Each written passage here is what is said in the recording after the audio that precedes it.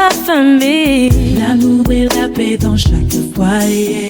Un chemin de foi pour tout transformer. Pour que les cœurs unis sous sa lumière. Une espérance qui traverse les frontières et Dieu restaure.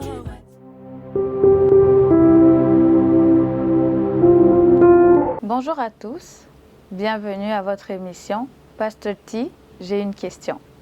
Une émission où le pasteur Thierry Lumbu répond à toutes vos questions concernant la vie chrétienne sur différents points. Aujourd'hui, nous allons aborder un nouveau sujet.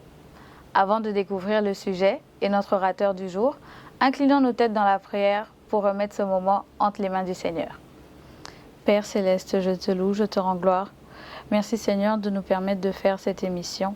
Merci Éternel parce que tu es avec nous, parce que tu dis dans ta parole que là où 2 ou 3 sont réunis en ton nom, tu es au milieu d'eux.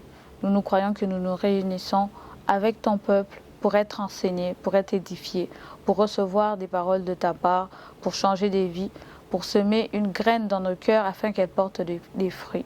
Éternel, je te prie que nos oreilles soient attentives, que nos cœurs soient attentifs, que cette graine puisse réellement porter des fruits en nous. Dans le nom de Jésus. Amen. Bonjour, Pasteur Thierry. Bonjour. C'est un plaisir de vous recevoir encore aujourd'hui. Moi aussi. Pour un nouvel épisode. OK. Aujourd'hui, nous continuons sur notre série Dieu est. OK. On va finir par comprendre que Dieu est très important pour nous. C'est ça. J'espère que nos auditeurs vont finir par le comprendre. Aujourd'hui, la première personne nous demande, ma mère me disait souvent qu'il fallait que je prie le matin et avant de me coucher. Est-ce que je suis vraiment obligée de prier 2 fois par jour? OK.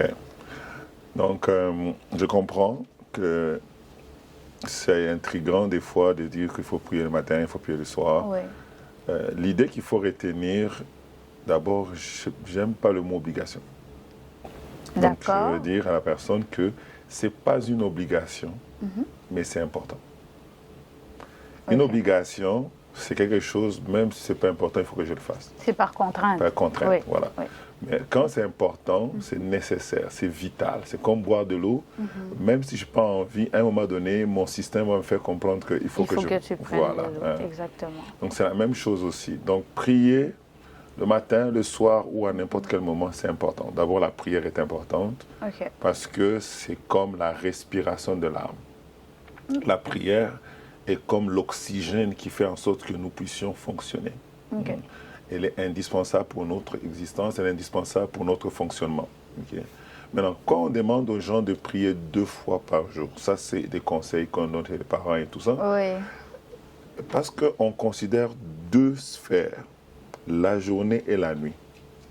Au fait, quand tu pries le matin, c'est comme si tu recommandais la journée.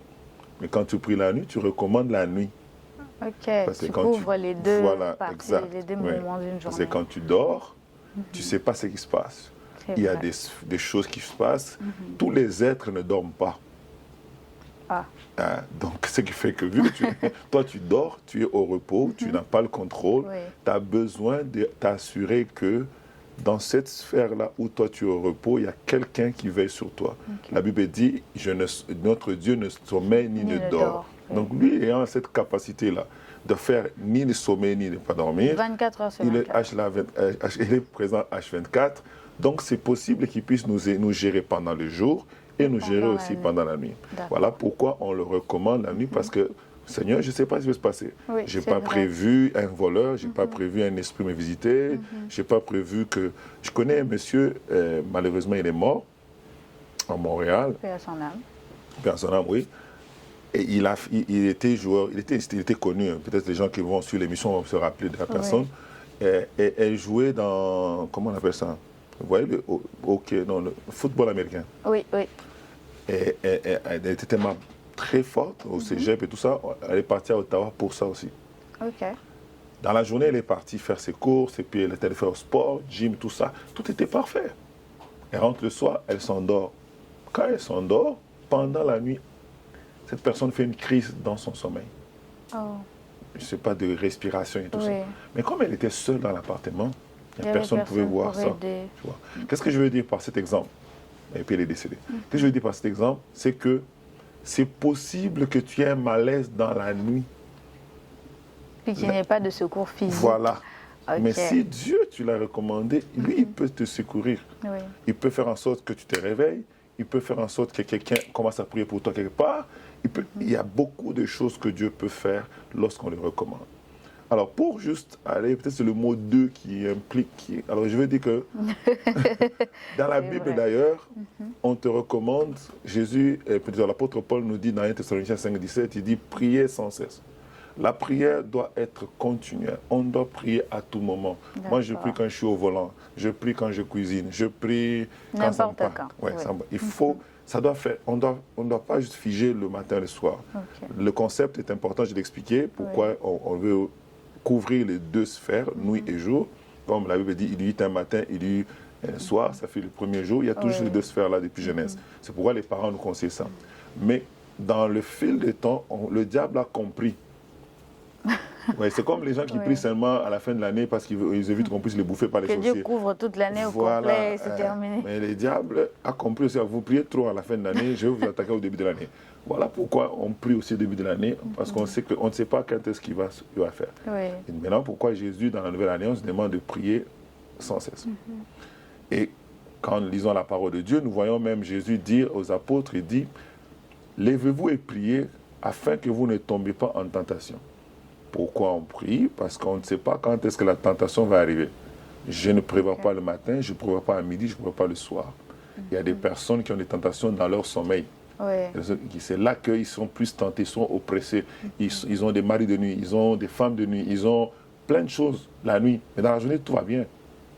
Alors c'est pour ça qu'on doit prier à tout moment et constamment et aux antipodes le plus possible.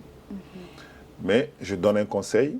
Moi, quand je forme les gens qui se convertissent, qui viennent les premiers pas, je leur conseille de prier 3 fois par jour. Même pas 2 fois comme ta mère, mais moi je dis 3 fois par jour. Le matin et le soir. Et il faut encore ajouter un autre moment. Exactement. Oh là là. Ok.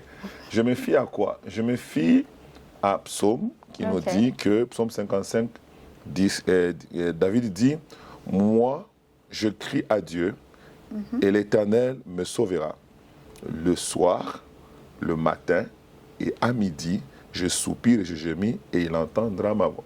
Donc, nous voyons que Dieu a voulu que cette parole de David soit mise dans l'Écriture. Pour nous donner un exemple, David était un roi, les amis.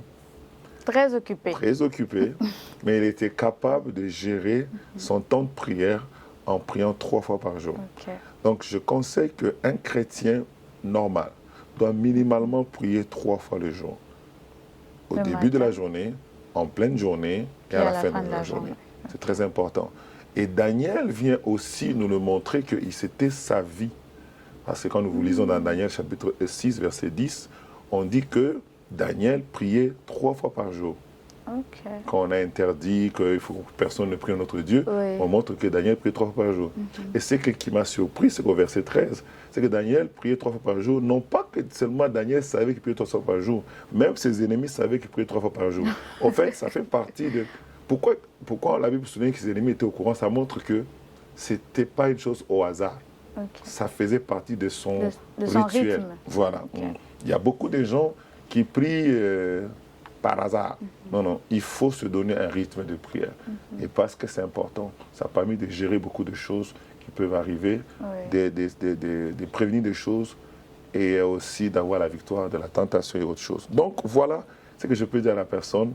Ta mère te demandait de prier 2 fois par jour. La raison, à cause du fait qu'il y a un jour et une nuit. Mais en tant que chrétien, dans notre nouvelle dispensation, Dieu nous demande de prier sans cesse. Et le minimum que tu peux faire, c'est 3 fois par jour.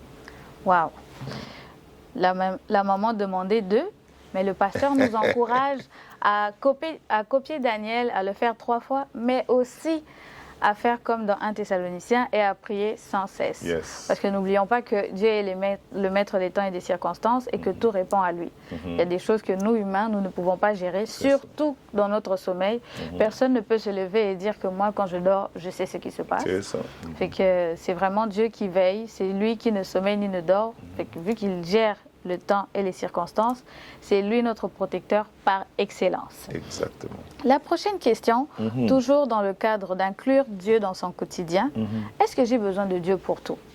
Ah, je connais déjà la réponse, mais... Je sais que souvent, Dieu paraît comme un fardeau à nos yeux. Mais écoute, je vis ma vie, pourquoi il faut que je l'inclue? Je vais même faire comprendre que Dieu est la meilleure chose qui puisse t'arriver dans ta vie. Amen. Tu as besoin de Dieu, plus que lui n'a besoin de toi. C'est vrai. C'est vrai que Dieu a besoin de nous pour accomplir certaines choses, parce que Dieu est esprit. Il a besoin d'une personne qui a accès au matériel pour faire certaines choses. C'est pour cela qu'il a fait un corps pour que Jésus entre sur la terre. C'est pour cela qu'il nous envoie pour prêcher, nous envoie pour parler aux gens, ainsi de suite. Mais nous avons plus besoin de lui que toute autre chose. Pourquoi? Parce que la nature nous enseigne que chaque chose est toujours reliée à sa source. Et quand on détache une chose, un être de sa source, il perd les pédales. Et des fois même sa propre vie. Prends un poisson qui tire sa source des eaux. Parce que quand la Bible dit, quand Dieu a fait, dans Genèse, il a dit que la mer produise des poissons. Donc c'est la source de l'eau et du poisson, c'est de l'eau. Maintenant, si on met le poisson à l'extérieur, il va bouger un peu, jusqu'à ce qu'il va mourir. Pourquoi? Parce qu'on l'a retiré de son environnement. L'homme tire sa source de Dieu. Parce que Dieu dit, faisons l'homme à notre image. Dieu a regardé en lui. Il a tiré l'image de l'homme en lui. Et nous, si nous voulons mieux vivre, on a besoin de Dieu, de rester connecté à la source qui est notre Dieu. C'est pourquoi on a besoin de Dieu en tout. On a besoin de Dieu pour se marier, on a besoin de Dieu pour vivre, pour être un bon mari, pour être une bonne femme. On a besoin de Dieu pour tout. Parce qu'il est notre source. Étant notre source, il nous ravitaille. La source, ça ravitaille. Ça va ravitailler chaque secteur, chaque domaine de ta vie. Mais si tu es déconnecté de la source, oui, tu peux avoir du potentiel, mais à un moment donné, vu que tu n'es plus ravitaillé, ça va s'épuiser. Les vivres frais, ça devient dur. Et voilà pourquoi Jésus pouvait dire dans Jean 15 que vous ne pouvez rien faire sans moi. Et là, Jésus était vraiment catégorique. Là. Il n'a pas dit une partie. Non. Je peux être là de temps en temps, après vous vous débrouillez. Rien, absolument rien faire sans moi. Et dans la vie, souvent, les gens veulent beaucoup se débrouiller. Mais tu sais, là où tu peux faire 3 ans seul, Dieu peut faire 2 jours. C'est vrai. C'est pour cela que tu as besoin de Dieu pour y arriver. Alors voilà pourquoi le psaume encore, j'aime trop, psaume 64, verset 14, il dit « Avec Dieu, nous ferons des exploits. » Il écrasera nos ennemis. Le fait que tu associes Dieu en toutes choses, les exploits deviennent possibles. Et la victoire sur tes ennemis devient aussi possible. Plusieurs personnes, des fois, nous posent la question, pourquoi est-ce que toi, ça marche? Écoute, là, il n'y a pas de magie, il n'y a pas de formule magique. C'est Dieu. C'est Dieu. Il y a des gens qui disent, non, pasteur, tu peux me donner ton secret. Mon secret, c'est Dieu. Plus tu l'associes dans tout, plus tu es en train de voir qu'il t'accorde la grâce. Et pourquoi Dieu nous fait réussir? Parce qu'en fait, quand Dieu s'implique dans une chose, Dieu ne peut pas conjuguer le verbe échouer. Amen. Et comme il ne peut pas conjuguer échouer, tu es condamné à réussir. Tu es condamné à réussir en tout. La seule façon que nous échouons, quand tu vois quelqu'un qui est chrétien échouer, c'est parce qu'il a été dur quand Dieu lui a dit. Mais quand tu la brebis rebelle. Voilà. Mais quand tu suis Dieu vraiment, main dans la main, pas à pas, je te dis et je te garantis. Tu vois. Même si ça passe par un chemin comme si tu échoues, mais tu réussis. Amen. Joseph, quand il quittait la maison de ses parents, ça semblait que... Un peu compliqué. Voilà. Est-ce qu'il est en train d'aller, alors qu'il allait sur le chemin de sa destinée? La voiture, pour l'amener là, n'était pas très gaie, c'était pas très joli, c'était pas bien embelli. Mais ce qui est sûr, Joseph a fini la deuxième personnalité de l'Égypte, qui était la plus grande puissance du monde à l'époque. Pourquoi? Parce qu'il marchait avec Dieu. Quand tu marches avec Dieu, je te garantis, Dieu te fait réussir. Parce que ta réussite l'honore. Ta réussite fait sa gloire. Parce qu'il est embarqué là-dedans. C'est son intérêt, voilà. Si toi, tu échoues, bon, on va se moquer de lui. C'est sa réputation quand même. C'est un grand Dieu. Voilà, c'est très important. Donc, j'ai dit à mon frère, ma soeur qui a posé la question, implique Dieu en tout. Implique Dieu en tout. Tu ne perds rien du tout d'impliquer Dieu Je sais que souvent, quand les gens posent cette question-là, surtout les jeunes, ils pensent au mariage, ils pensent que quand il va impliquer Dieu, Dieu va donner une femme qui a un nez qui est trop gros. Tu la regardes, tu dis, ah Seigneur. J'aimerais te dire, si Dieu te donne une femme qui a un gros nez, tu seras tellement amoureuse de cette femme-là, tu ne vas pas comprendre. Waouh. Amen. Parce que, au fait, comme j'aime toujours dire, notre cœur nous ment. Parce qu'on aime. Le cœur de l'homme est tortueux. Quand tu vas voir une femme qui a un nez pointu, tu dis waouh, vraiment. Mais au fait, de toute façon, dans la vie, on n'aime pas seulement ce qu'on voit. Quand on aime quelqu'un, on aime son caractère, on aime sa façon d'être, on aime son intelligence, on aime beaucoup de choses. Maintenant, quand on met dans la balance, si c'est juste le nez pointu là, et que la personne est impolie, tu vas voir que l'impolitesse va effacer le nez pointu que tu avais. C'est pour cela que Dieu, lui, quand il te conduit, lui, il prend tout dans son ensemble. Il ne prend pas juste le petit aspect que toi tu choisis. C'est comme ça que quand j'ai épousé ma femme, les gens me disaient, ah, votre mariage, c'est comme le mariage des Américains. C'est le mariage des Américains. Pourquoi? Parce que moi, je suis grand, enfin, je cours de taille. Donc, le basketteur. Voilà. Quand tu regardes tous les Américains, les acteurs, tu vas voir. C'est vrai. Très grand, regarde la fin comme ça. Mais en fait, quand tu regardes la valeur de ma femme, moi, je ne vois pas sa taille. Hein. Elle vaut plus que... Voilà. C'est toi qui vois. Moi quand je vois qu'on a la même taille. Tu vois. Au fait, c'est ça. Parce que si tu es trop dans ces critères-là, 1, 2, 3, 4, 5, ok. S'il n'y a pas 4, tu vas effacer la personne. Mais si tu es avec Dieu, Dieu va dire, écoute, je sais qu'il n'a peut-être pas le point 4, mais je sais que ton cœur sera content en voyant les restes. Amen. C'est pour cela qu'on a besoin de Dieu. Amen. Amen.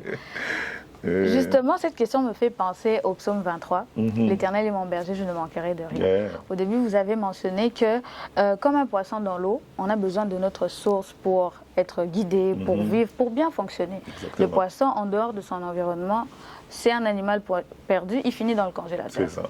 Alors que nous aussi, j'ai eu directement l'image de la brebis qui fouille son berger. J'ai déjà vu plein de vidéos sur TikTok d'une brebis rebelle. Quand elle revient, elle est sale, elle a l'air perdue, elle a l'air traumatisée. Tu vois vraiment que la brebis elle-même se demande pourquoi je suis partie. Donc ça m'a vraiment fait penser à l'Éternel est mon berger, je ne manquerai de rien. Donc inclure Dieu en tout, c'est aussi avoir tout en Dieu. Amen. C'est très bon ça. La prochaine question suit la précédente question. Maintenant qu'on a compris qu'on a besoin de Dieu pour tout. Exact. La personne demande, j'ai compris que j'ai besoin de Dieu pour tout. Comment je peux sentir sa présence chaque jour? Ok, donc je comprends que l'homme ayant les 5 sens, il pense qu'en marchant avec Dieu, il faut que les 5 sens entrent en jeu. Donc je veux voir Dieu. Je veux toucher Dieu, je veux sentir Dieu, ainsi de suite. Mais j'aimerais dire à quelqu'un que Dieu n'est pas dans les sensations. D'accord. Donc c'est la première chose, vraiment, je mets ça de façon crue. Dieu, on ne le sent pas. Ok. Dieu peut nous faire sentir sa présence, mais nous, on ne le sent pas. Dieu peut faire sentir sa présence. D'accord. C'est différent. Qu'est-ce que je veux dire par là? Moi, si je veux désirer sentir Dieu, je ne peux pas le sentir. Mais Dieu peut faire que j'ai la chair d'épouse d'un coup. Mais il ne fait pas froid. Il ne fait pas froid. Alors, Dieu peut faire en sorte qu'on sente sa présence en faisant cela. Tu peux être à une place, tu sens que tu as des picotements, par exemple. Tu vois ces picotements-là. Alors, quand tu parles avec toute personne, chacun peut sentir Dieu de cette manière. Dieu peut le faire. Mais Dieu peut aussi ne veut rien faire. Mais il est là. Mais comment on sait? C'est une histoire de foi.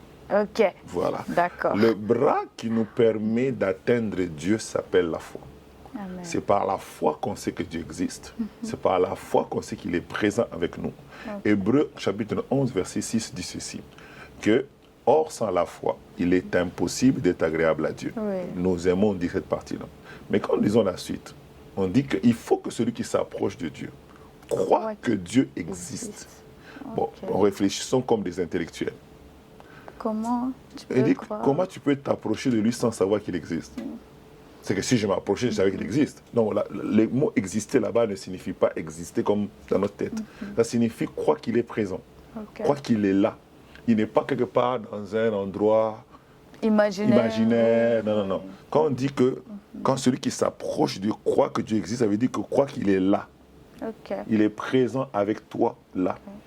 Et croit qu'il est le rémunérateur de ceux qui les cherchent, donc croit qu'il est capable de répondre à tous les besoins que tu vas lui présenter. C'est ça que Dieu dit qui est agréable. Donc, c'est la foi. C'est le bras qui nous permet, c'est la foi. La foi me permet de faire ça. Alors, quand j'exerce ma foi, de croire que Dieu est avec moi, et ma foi n'est pas basée sur le fanatisme, c'est basé sur sa parole. Il a promis d'être là. La Bible dit, quand invoque-moi, je te répondrai. La Bible dit, là où deux se réunissent à mon nom, je suis là. La Bible dit, je ne t'abandonnerai ni te délaisserai. Il y a plusieurs promesses de la parole de Dieu qui nous disent que je suis là. Alors, quand moi je crois en ça, qu'il est là, Dieu peut me faire grâce de temps en temps, de me faire sentir sa présence en faisant quelque chose. C'est comme c'est pas obligatoire. Voilà. En fait. Regarde, réfléchis comme un aveugle. Un aveugle est marié à un homme. Elle peut être là, peut-être son parfum, ça le fait sentir qu'il est là. Ou si le monsieur n'a pas de parfum, j'imagine. Un certain mouvement. Un mouvement. Ou le monsieur peut les toucher. C'est ce monsieur-là qui, lui, décide de comment il peut révéler sa présence à la personne. Mais ce n'est pas elle qui dit, moi je veux que je sache que tu es là, comme je ne te vois pas, il faut faire ça. Non, il faut que le pied bouge gauche. Non, c'est pas ça. C'est ça le problème. Le problème, quand on recherche trop qu'on sente Dieu, on peut entrer dans une idolâtrie où le diable peut nous mentir. C'est comme ça que la Bible dit, quand Élie attendait la présence de Dieu, Dieu lui a donné rendez-vous. La Bible dit, avant que Dieu arrive, il y a eu le feu. L'Éternel n'était pas dans le feu. Et puis il y a eu le vent. L'Éternel n'était pas dans le vent. Il y a eu le tremblement de terre. L'Éternel n'était pas dans le tremblement de terre. Et puis un vent doux et léger maintenant est venu. Qu'est-ce que ça nous enseigne? Ça nous enseigne que le diable aime imiter les formes de la manifestation de la présence de Dieu. Et si tu t'attends trop, dis non, moi je sais que la dernière fois que Dieu m'a vu visiter, j'avais senti de l'air à mon oreille gauche. Tu vas sentir encore, mais ce ne sera pas Dieu. Tu comprends? C'est pour cela que je dis, il faut laisser Dieu lui te faire sentir qu'il est présent. D'accord. Ça doit être ça, c'est dans son camp à lui. Moi, je mets ma foi dans sa parole. Je sais qu'il m'a promis, je sais qu'il m'a dit, et je sais que quand je prie, il exauce. Je sais qu'il est plus proche de moi. Deutéronome 4, 7 dit ceci. Quel est ce Dieu qui est plus proche de nous, si ce n'est l'Éternel, toutes les fois que nous l'invoquons? Ça veut dire que chaque fois que je ferme, je dis, Seigneur, il est plus proche de moi que mon proche voisin. J'ai foi en cette parole de l'Écriture, c'est tout. Maintenant, si Dieu décide de me toucher, merci beaucoup, Jésus. Merci Seigneur. Il a manifesté sa présence, j'ai senti sa présence. Mais sinon, j'ai foi qu'il est là, avec moi, à tout moment, quand je m'endors, quand je me lève, quand je mange, quand je prie pas, il est avec moi. Amen, amen. Waouh. Donc, ce n'est pas à nous de dire à Dieu, Seigneur, aujourd'hui, pour sentir ta présence, vraiment, je veux que tu me fasses tomber. Ce n'est pas à nous de définir comment Dieu doit se faire sentir chez nous. Et surtout, Dieu n'est pas dans les sensations. Il n'est pas limité par nos 5 sens.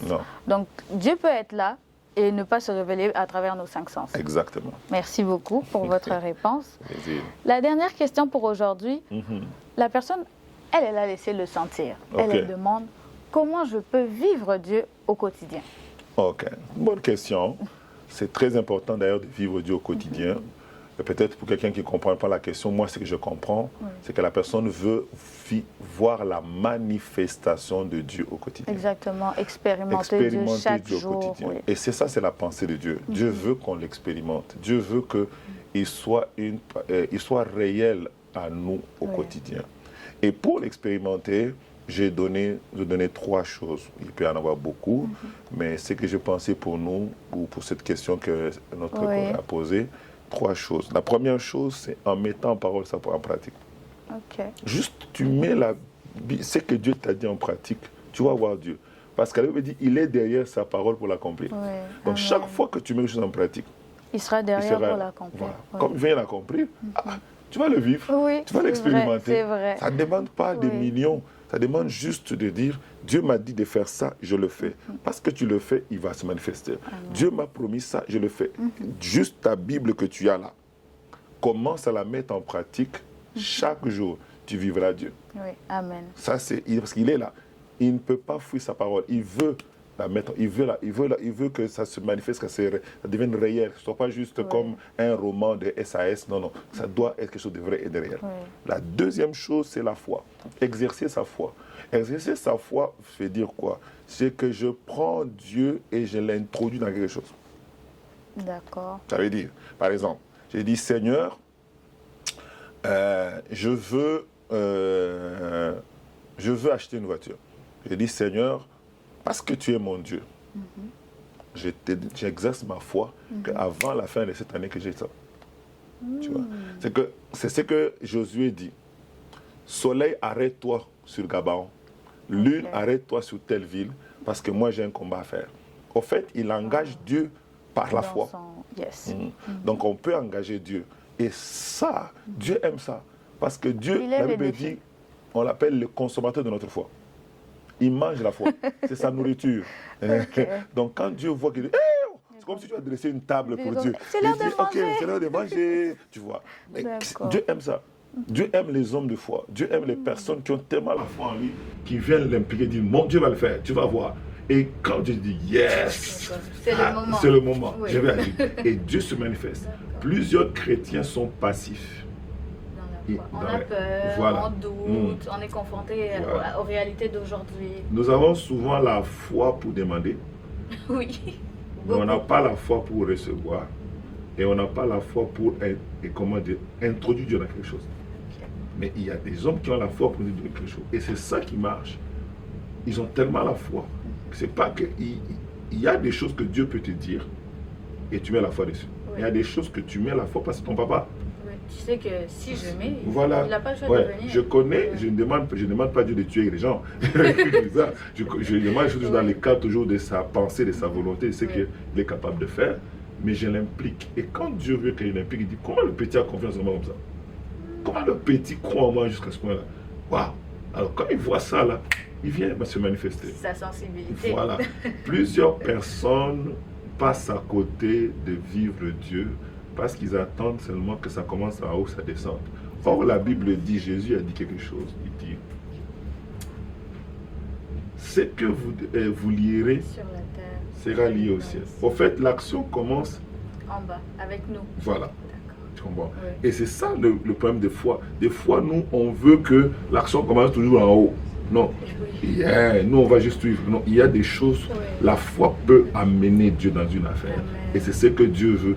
Et nous allons vivre Dieu comme ça. Et la dernière chose, c'est vivre en collaboration intime avec le Saint-Esprit.